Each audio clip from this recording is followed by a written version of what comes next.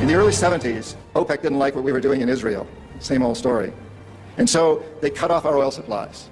So some of you will remember these long lines at the gas stations. And we feared we were going to have another depression like the 1929 depression. And so the U.S. Treasury Department came to me and other economic hitmen and said, listen, we can't allow OPEC to blackmail us anymore. You guys got to come up with a plan so this will never happen again. We knew that that plan had to involve Saudi Arabia because it had more oil than anybody else. The deal we finally struck with the House of Saud was a deal whereby they would return almost all the money they made from selling oil to the United States, invested in U.S. government securities. The U.S. Treasury Department would use the interest from those securities, which over the years has amounted to trillions of dollars, to hire U.S. companies to westernize Saudi Arabia, build petrochemical complexes, desalinization plants, whole cities out of the desert, McDonald's and all the other things that go along with our Western culture. The House of Saud would also agree to keep the price of oil within limits acceptable to the oil companies, possibly not acceptable to you and me, but acceptable to the oil companies. And this is very, very important. They agreed that they would never, ever sell oil for anything other than U.S. dollars. It was an amazing deal, the deal of the century. It was history-making, incredibly powerful deal that we struck with Saudi Arabia. The corporatocracy looked at this as an incredible success. I had done my job. We economic hitmen did a great job with that one. So we decided that Saddam Hussein ought to accept something very similar. Now, probably a lot of you know that Saddam has been our boy for a very, very long time.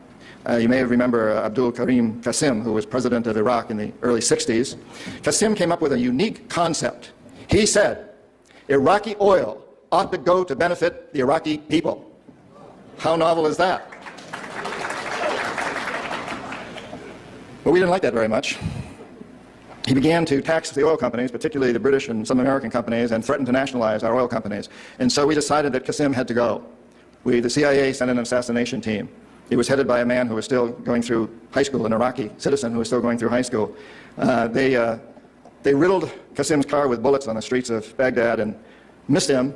The head of this assassination team was wounded and fled to Syria. His name was Saddam Hussein. He was a CIA agent in those days, an assassin for us. He failed. He was our boy. He was our man. And so, and we sold him a lot of, and gave him a lot of tanks. We built him, Bechtel built him big chemical, I don't know, my father-in-law was chief architect at Bechtel, built Saddam big chemical plants that were used, and we knew that they were used to make mustard gas and other chemical weapons that were being employed against the Kurds and later the Iranians. We knew this, but we sold him these things. You have to remember that Middle Eastern oil is the oil that's used by a great deal of Europe and China and Japan. If we control Middle Eastern oil, we control our biggest potential competitors, Japan, China, Europe. So it's very important that we do.